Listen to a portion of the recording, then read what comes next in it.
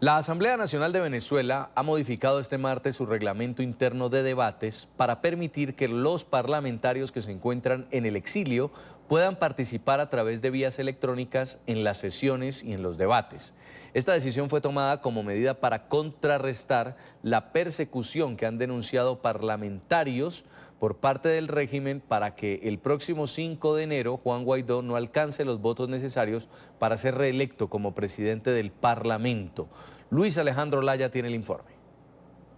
Hola, buenas tardes. En Venezuela los diputados ahora pueden participar a través de Skype en las sesiones del Parlamento venezolano, también a través de otros mecanismos de comunicación. Este martes fue modificado el reglamento de Interior y de Debate por parte de la Asamblea Nacional para garantizar que haya votación el próximo 5 de enero. Esto ante las persecuciones que han denunciado por parte del régimen de Nicolás Maduro. En aquellos casos de diputados y diputadas que por motivos de persecución política u otras de fuerza mayor no puedan asistir presencialmente, este deber podrá ser cumplido por mecanismos no presenciales que empleen tecnologías de la información y de la comunicación. La Asamblea Nacional Venezolana modificó este martes el reglamento de Interior y Debate para que los diputados en el exilio puedan participar en las sesiones a través de mecanismos de comunicación. Así garantizar la votación del próximo 5 de enero ante la persecución del régimen de Nicolás Maduro. Es que todas las estrategias y toda la marramucia que han pretendido implementar para vulnerar la soberanía del pueblo venezolano no les da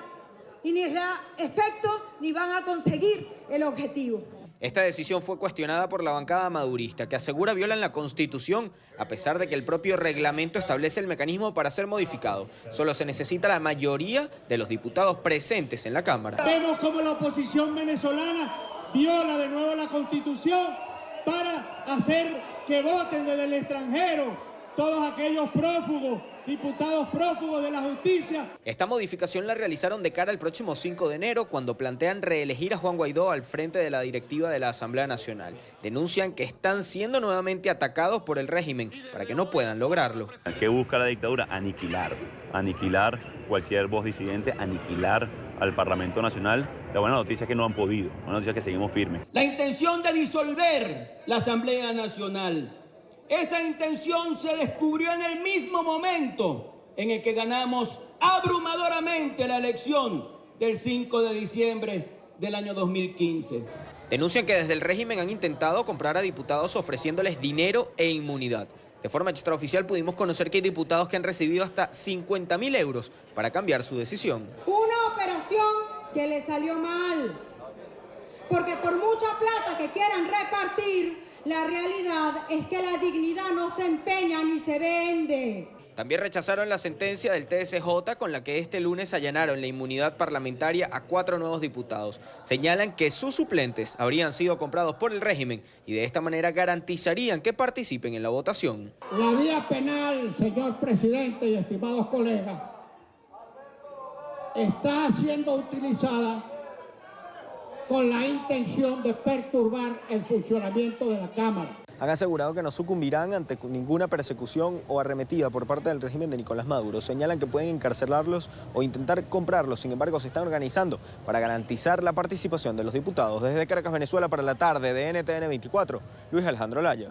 Gracias, Luis, por toda la información. Esto sumado también a la noticia que conocimos del Tribunal Supremo de Justicia de Venezuela, que ha ordenado el allanamiento de la inmunidad parlamentaria a 4 diputados que respaldan al presidente interino Juan Guaidó. En esta parte del programa nos acompaña Héctor Chamis. Él es profesor en el Centro de Estudios Latinoamericanos de la Universidad de Georgetown, columnista de Infobae y de NTN 24. Y con él vamos a conversar a propósito de esto que está sucediendo en la Asamblea Nacional de Venezuela. Decisiones, por un lado, de contrarrestar la persecución que denuncian los parlamentarios que apoyan a Juan Guaidó, como permitirle a los parlamentarios en el exilio entrar a participar de los debates e incluso votar. Y por otro lado, las decisiones de presión que terminan amedrentando a los mismos diputados que están en Venezuela con decisiones judiciales que podrían llevarlos incluso a la cárcel. Héctor Chamis, profesor, bienvenido, qué gusto tenerlo. Hola Jason, un gusto estar contigo. Quisiera primero hacer con usted un análisis de lo que está pasando de cara al próximo mes de enero, donde se va a elegir el nuevo presidente del Parlamento o a reelegir a Juan Guaidó. Todas las herramientas están dadas para que Juan Guaidó pueda ser reelecto. Sin embargo, vemos cómo muchos de los diputados han empezado a ser amedrentados, han empezado a ser perseguidos, incluso se les ha ofrecido, ayer nos decía un diputado, $1 millón para que cambien su voto. ¿Qué puede estar pasando dentro de la Asamblea? Bueno, lo que está pasando es lo que ya viene sucediendo, que es la presión del régimen sobre los parlamentarios. Hay cerca de un tercio de los parlamentarios que no asisten a sesiones por estar perseguidos, exiliados, asilados en alguna embajada o bien no teniendo los medios para llegar a Caracas. Pero también en esta ocasión tiene que ver con la reelección de Guaidó o la elección del nuevo presidente de la Asamblea. Y ante el retorno del partido oficialista a la Asamblea, esto es un juego en varios sentidos, donde la presión y la persecución a algunos diputados en los últimos días apunta también a hacer un cálculo aritmético básico, que es cuántos votos hacen falta para elegir al nuevo presidente o la continuidad de Guaidó y cuántos votos hacen falta para tener quórum. Entonces es una ecuación matemática compleja. Mientras el régimen de Maduro intenta obstaculizar la reelección de Guaidó y hay este acoso judicial, surgen iniciativas como esta, de forma virtual, permitirle a los diputados que están en el exilio, muchos aquí en Colombia, sobre participar en los debates e incluso votar. ¿Cree usted que este voto puede ser válido a distancia? Claro, es una medida para contrarrestar la persecución del régimen, precisamente. Hay diputados en embajadas en Caracas, hay diputados en Colombia y fuera de Venezuela. Hay diputados que están escondidos porque están perseguidos por el aparato represivo del régimen. Entonces, facilitar su voto es una medida inteligente y, por el otro lado, legítima. Dentro de las posibilidades de que la oposición continúe con la presidencia del Parlamento, también pues existe este turno que podría cederse a otro líder de la oposición. Incluso un grupo de los mismos diputados de oposición que se han puesto en contra del gobierno interino de Juan Guaidó, han cuestionado la administración que ha llevado hasta ahora Juan Guaidó. ¿Usted ve esto peligroso para la continuidad de un plan de presión internacional y un plan de salida del régimen del poder?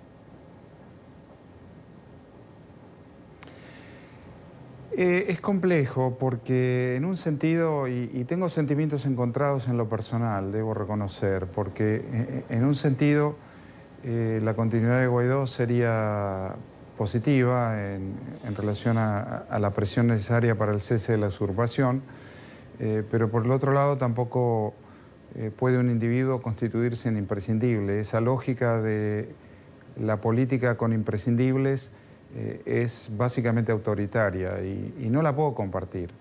Entonces, sea Guaidó o sea otro, la transición a la democracia venezolana no puede depender de un hombre, de una persona. Entonces, en ese sentido tengo sentimientos encontrados. Por el otro lado, también hay una cierta controversia en cuanto a la constitucionalidad de la continuidad de Guaidó o si es necesario elegir a otra persona, así como también los acuerdos entre los partidos políticos acerca del ejercicio de la presidencia. Es complejo y no es un proceso de lo más transparente posible.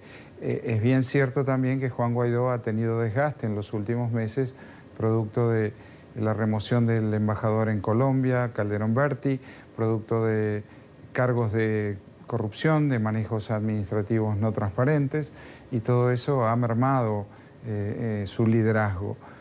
Pero no obstante, veremos quién sea, no puede depender de una sola persona y no puede haber imprescindibles. Los imprescindibles en la política son esencialmente un concepto autoritario y no puede una transición democrática manejarse con esas premisas. Hablábamos hace unos minutos con otro invitado sobre lo que va a pasar con las relaciones internacionales, particularmente con Argentina, donde una dirigente chavista ha sido enviada y ya se está preparando para tomar las credenciales de embajadora.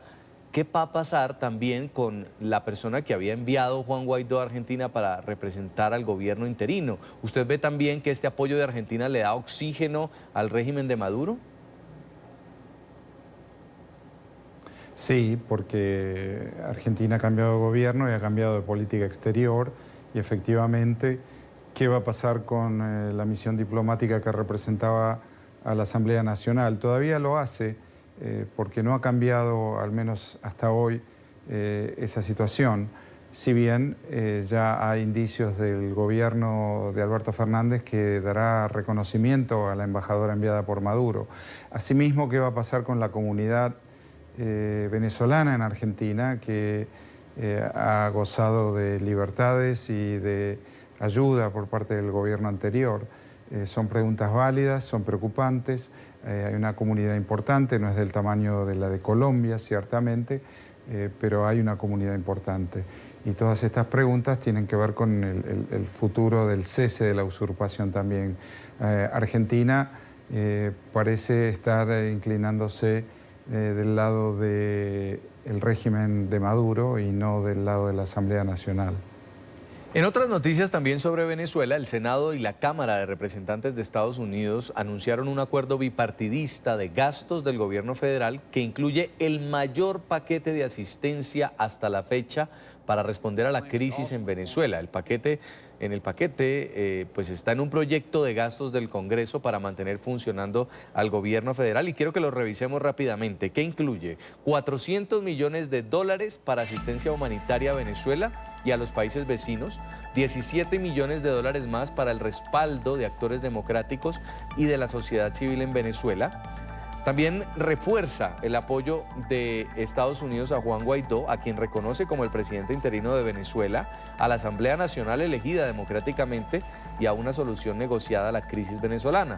Por otro lado, prohíbe visas para las familias de funcionarios sancionados del gobierno en disputa de Venezuela y requiere nuevos esfuerzos para congelar y recuperar bienes robados al pueblo venezolano por el régimen de Nicolás Maduro. Quiero preguntarle, señor Chamis, este es un respaldo contundente del gobierno de Donald Trump al gobierno interino de Venezuela y también esta ayuda humanitaria en una proporción ya de destino de recursos federales finalmente va a aliviar en parte lo que está pasando en la crisis en Venezuela. ¿Cómo ve usted esta decisión, este espaldarazo de Estados Unidos en un momento donde ya se aproxima una elección de nuevo presidente del Parlamento? Bueno, es necesaria esa ayuda, es bienvenida. La crisis migratoria venezolana en el año 2020 va a ser más importante que la de Siria. Va a llegar a 5,5 millones de personas desplazadas. Como ya sabemos, que han padecido penurias de todo tipo, penurias en cuanto a salud, penurias en cuanto a alimentación, y han poblado el continente. Y Naciones Unidas, además, dicho sea de paso, no les ha dado el reconocimiento de refugiados todavía y no sabemos si eso va a ocurrir y cuándo. Yo creo que la decisión del gobierno de Estados Unidos es de adelantarse a lo que pueda hacer Naciones Unidas y de emitir un paquete de ayuda que verdaderamente los reconoce como refugiados, que eso es lo que son, y al mismo tiempo apoya institucionalmente a la Asamblea Nacional, que es el lugar del poder legítimo, es la única instancia, no es la única, pero es la instancia fundamental legítimamente electa en Venezuela. La otra instancia es el Tribunal Superior de Justicia legítimo que funciona en el exilio, con magistrados nombrados por esta misma Asamblea Nacional. Entonces, yo creo que más allá de las personas, bueno, el presidente de la Asamblea hoy es Juan Guaidó, perfecto. La administración apoya a la Asamblea y apoya la figura del presidente a cargo de esa Asamblea, que es Guaidó.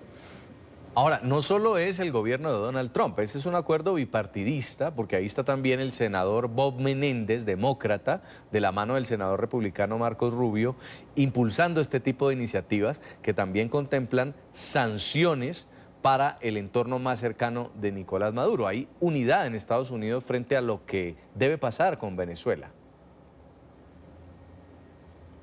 Sí, y los senadores Rubio y Menéndez de diferentes partidos, en relación al tema Venezuela y otros temas del hemisferio, Cuba o Nicaragua, siempre han trabajado de manera conjunta y de manera bipartidista, como vos señalás. Ahora, esto de la lista de sanciones también es un mensaje a los demás países de la región, porque una de las resoluciones de la reunión del TIAR de Bogotá de hace 2 semanas fue que los países de América Latina tenían que incluir en su listado de personas sancionadas y no admitidas a estos funcionarios del régimen, y además de ocuparse de buscar sus activos que pudieran tener en otros países de la región. Esta decisión de la administración y esta decisión de ambos partidos en el Congreso también es una señal contundente en relación a los demás países de la región para que actúen en consecuencia. Quiero agradecerle mucho su tiempo para la tarde de NTN 24. Héctor Chamis, profesor en el Centro de Estudios Latinoamericanos de la Universidad de Georgetown, columnista de Infobae y de NTN 24. Profesor, muy buena tarde. Gracias, buenas tardes.